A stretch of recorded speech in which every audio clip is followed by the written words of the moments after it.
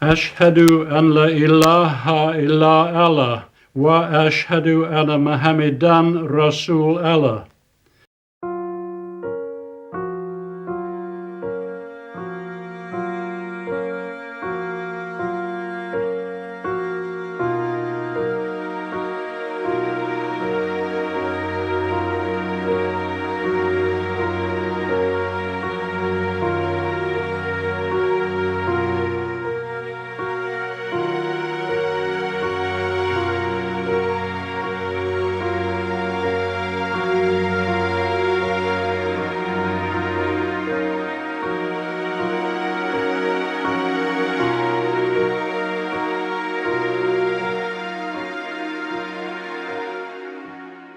I witness that there is no God but Allah, and I witness that Muhammad is his prophet. El Salamu Alaikum.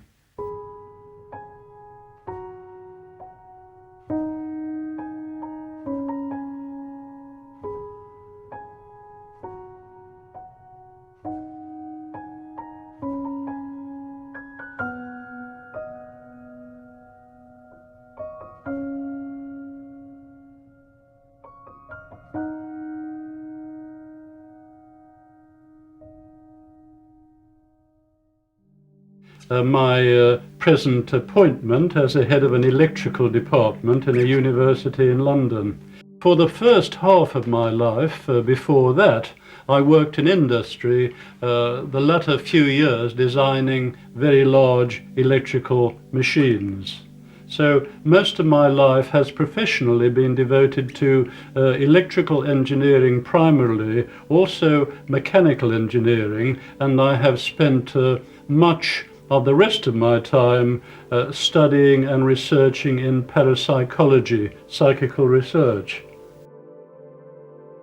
I am here in this conference because you, my colleague, and I decided that we would offer a paper on some unusual states of consciousness which are not very much the concern of normal science, but which are certainly dealt with in the Quran and Hadith. I would just like to add that our findings together showed in the paper which has been presented to the conference that this coincides with the Quranic ayat which I may read in Arabic. بسم الله الرحمن الرحيم الله يتوفى الأنفس حين موتها والتي لم تمت في منامها فيمسك التي قضى عليها الموت ويرسل الأخرى إلى أجل مسمى إن في ذلك لآيات لقوم يتفكرون. We read a paper on altered states of consciousness of the human being called out of the body experiences, lucid dreaming and near-death experiences. We decided to give a paper on a subject which so far has been rather neglected, particularly in regard to the Holy Quran and Hadith. That is, our paper dealt with altered states of consciousness of human beings, states of consciousness different from ordinary physical space.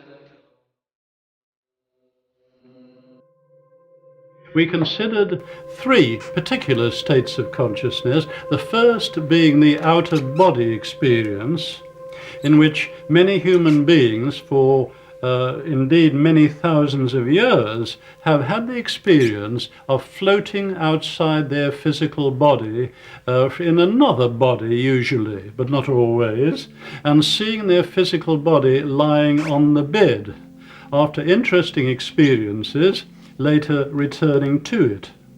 that normally takes place with no break in consciousness from getting in bed to finally having the experience of returning to the body. The other kind of state of consciousness that we dealt with was lucid dreaming. In lucid dreaming, one also has an experience of moving around what looks like the physical world. Sometimes it's in a world which can be altered by the dreamer. The lucid dreamer, the word lucid, means the dreamer is well aware that they are dreaming and that their physical body is in another place, perhaps back home in bed.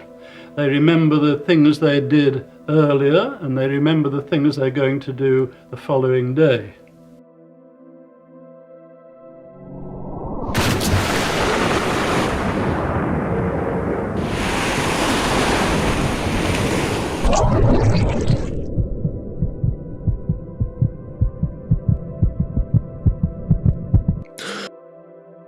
It has been found possible to communicate with a lucid dreamer through the action of their physical body.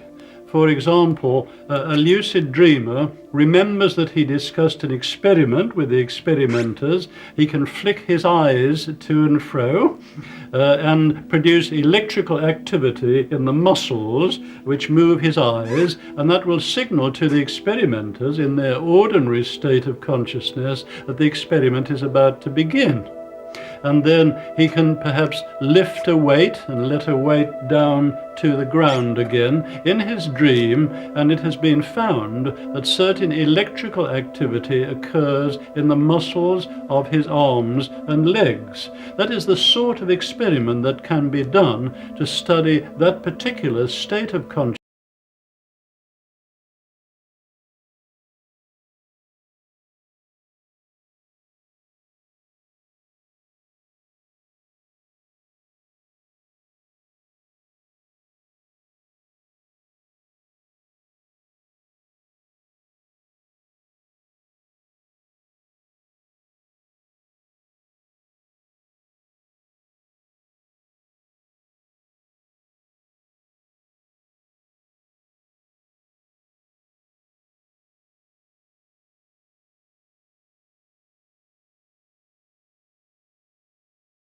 States of consciousness we considered in our paper was the near-death experience.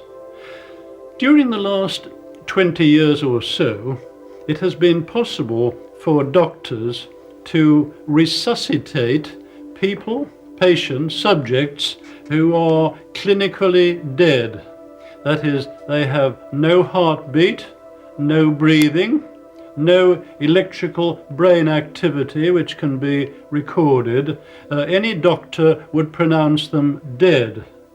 Sometimes subjects having an experience of that kind have heard themselves pronounced by a doctor or by other friends around or others to be dead. They have then had the experience of hearing a rushing, roaring noise, rather like a wind, and then moving along a dark tunnel and coming out into the light. Until relatively recently, as I explained, I didn't know very much about the scientific work which is to be found in these religious teachings.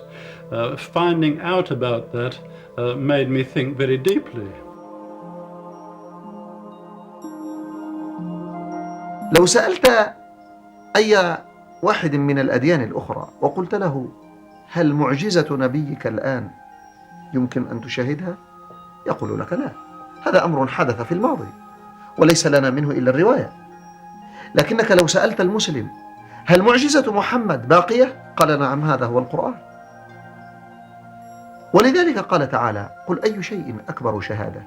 قل الله شهيد بيني وبينكم وأوحي إلي هذا القرآن لأنذركم به ومن بلغ. ولكن يتساءل الإنسان ويقول: ما طبيعة الإعجاز في القرآن؟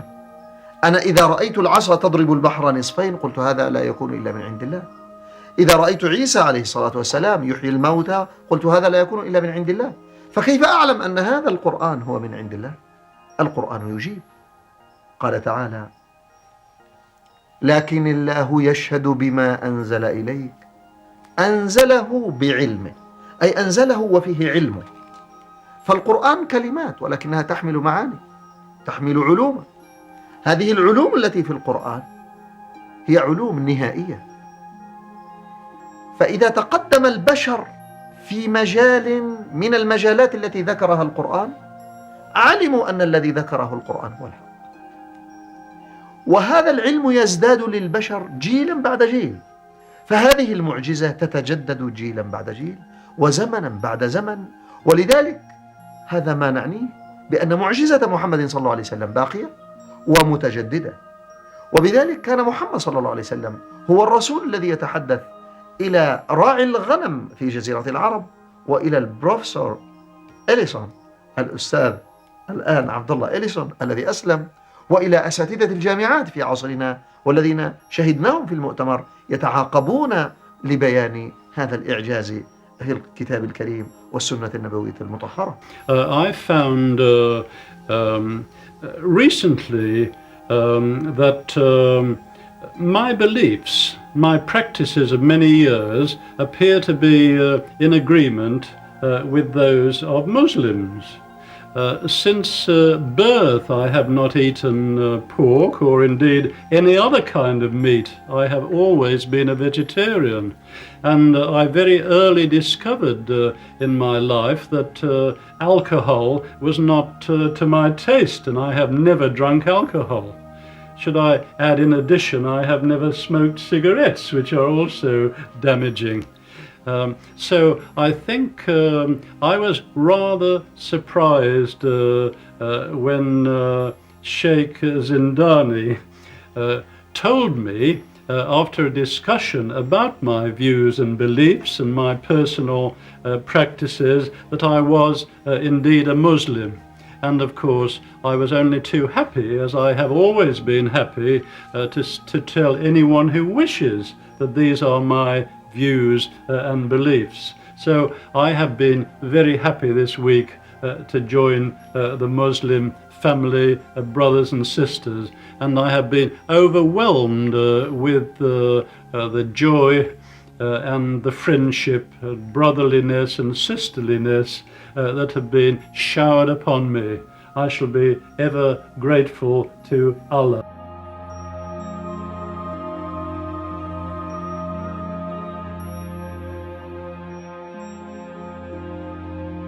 Knots, chains, filaments, cosmic web, networks, all these words are semantically associated with the Quranic word al-hubab.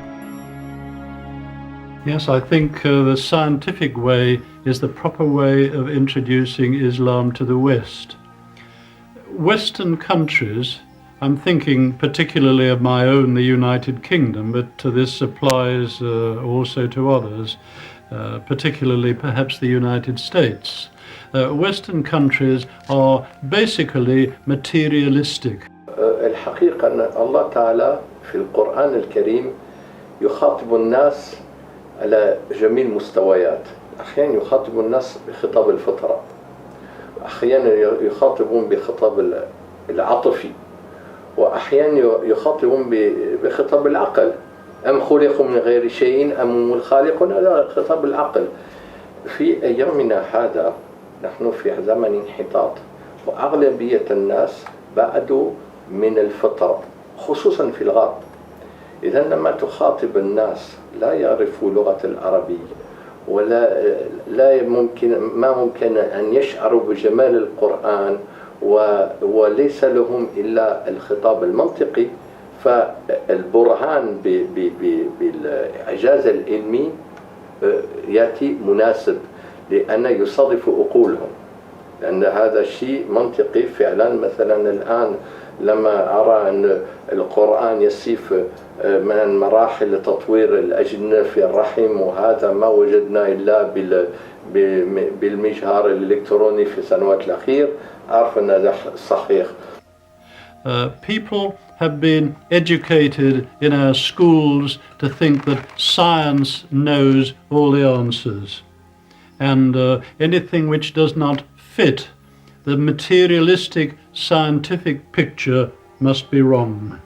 The current scientific picture, the materialistic scientific picture, in which a human being is no more than a few kilograms of tissues with a little computer at the top, and the universe is no more than all these objects separated around us in physical space.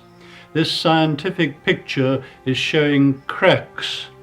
It is showing cracks in the particle physics area, that is the micro area of the universe, and it is showing wide cracks in the macro area, big things in the psychical research field. A good scientist follows the evidence where it may lead. So where does the evidence lead? In the particle physics area, electrons sometimes appear as waves, sometimes they appear as particles. It depends on the experimenter and the experiment. Sometimes particles disappear from one point in space and reappear at another point in space without crossing the space in between. Sometimes, in order to make the theories, the scientific theories, agree with the results of experiment, time has to run backwards. أما الذين يقولون القرآن كتاب هداية لا دخل له بالعلم، ففي الحقيقة يقولون حقا وتزل قدمهم في أمر آخر. نعم، القرآن كتاب هداية، ومن هدايته أن يكون فيه الحجج الكافية لإقناع العلماء ولإقناع الأجيال ولإقلاع البشر على اختلاف درجاتهم ومستوياتهم. لقد تكلم القرآن ووصف القرآن الكون، وفاض الخبر في الكتاب الكريم وفي السنة النبوية المطهرة عن الكون. وأهل عصرنا ومنهم البروفسير اليسون درسوا هذا الكون، فالتقى العلم البشري مع النص القرآني والنبوي في ميدان واحد. فما هي النتيجة؟ ما هي نتيجة اللقاء؟ إن النتيجة قد وعدنا بها قبل 1400. لقد أخبرنا القرآن الكريم أن فيه من الأخبار والأنباء ما لا يعلم إلا بمرور الزمن. قال تعالى: لكل نبأ مستقر وسوف تعلم. أي لكل نبأ من أنباء القرآن زمن يستقر عنده المعنى ويتجلى فيه. I feel that those signs probably weren't understood when the Quran was revealed, and that's why a lot of the scholarly work then was on the other meanings of the Quran and the interpretation of those meanings, and these verses that we're discovering now were a mystery. وقال تعالى: ولتعلمن نبأه بعد حين. أي فيه أنباء الآن أنتم لا تعلمونها، ولكنها ستتجلى لكم بعد حين. وقال تعالى: وقل الحمد لله سيريكم آياته فتعرفونها. أي أن هذه الآيات التي كانت مسموعة للأجيال السابقة أصبح الكثير منها لنا مشاهد، فجمعنا نحن في عصرنا في الآيات الكونية بين السماع من النص القرآني والمشاهدة من الواقع الكوني. فكانت النتيجة أن تبين لنا وللكافرين، ازداد المؤمنون بيانا وإيمانا بأن القرآن هو الحق. وأما الذين لا يعرفون القرآن، وأما الذين لا يؤمنون بالقرآن، وأما الذين لم يصل إليهم الإسلام، فإن هذا طريق قوي لتبين أن القرآن هو الحق. وهذا الذي حدث للبروفسير اليسون، عبد الله اليسون. In the macroscopic area of psychical research, human beings are in touch with one another and with the universe without the normal five senses coming into it. This is called telepathy. Human beings sometimes know about the future without any normal deductive process. This is called precognition. Human beings in full and normal state of health have interesting and unusual states of consciousness in which information about the physical world can be acquired, which is not normally available. All these well-ascertained scientific facts show that the materialistic basis of science is flawed, that the physical world is not nearly so simple as it appears, that time and space are much more complex than we think. These are showing us clues that there is a great deal more to be discovered. This is breaking up materialism by that rigorous, objective, scientific method which led to materialism in the first place, and leading to a more balanced material and spiritual life.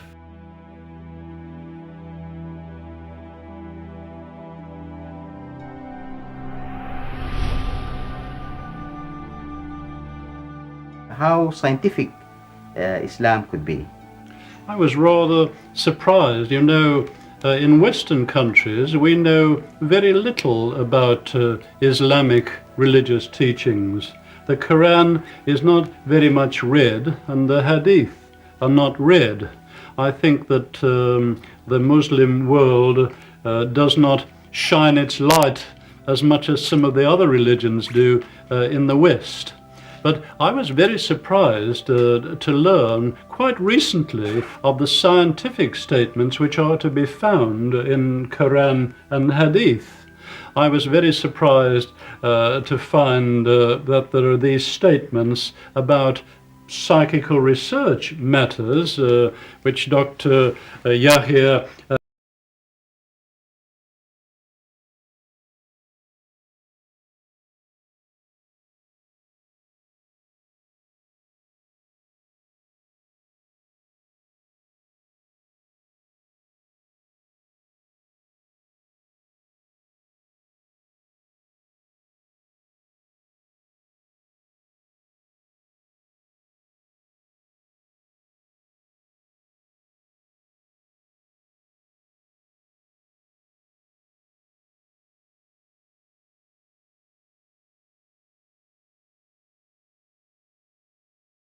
to hear other Western scientists quote statements in the Quran about embryology and about geology and various other medical matters. The stages of embryonic and fetal development mentioned in the Quran should be used when teaching Muslim students because they are in accordance with our modern understanding of the development before birth. It will also enable Muslim doctors and nurses to explain human development to their patients using Quranic references. Some of those facts not having been discovered until the years of the present century. As the Quran and Hadith are some 1400 years old, that surprised me very much and made me wonder what the source could be. Muhammad could not have known these facts about human development in the 7th century because most of them were not discovered until the 20th century. Muslims and others are justified in concluding that these facts could only have been revealed to Muhammad by the one who knows all about us, not only about how we developed, but how we live and function. I would like very much to establish in London an important centre in the West as an Islamic scientific research institute to study science, especially those areas of parapsychology and complementary medicine which are so weakly supported at present in the modern scientific world. I have a duty to tell other scientists what I discover. And I have discovered certain remarkable scientific things in Quran and Hadith. So I think it's my duty to tell them that they should read these books because they would find their scientific imagination stimulated, they would find new experiments, possibilities of scientific research would arise in their minds. So we Muslims should shine the lights of Islam on the materialistic scientific world and using those rigorous methods of science which led to that materialism, reintegrate our brothers in that world with a little deeper truth about the universe in which they find themselves and about their own natures. Allah be praised. I called myself Abdullah Ellison.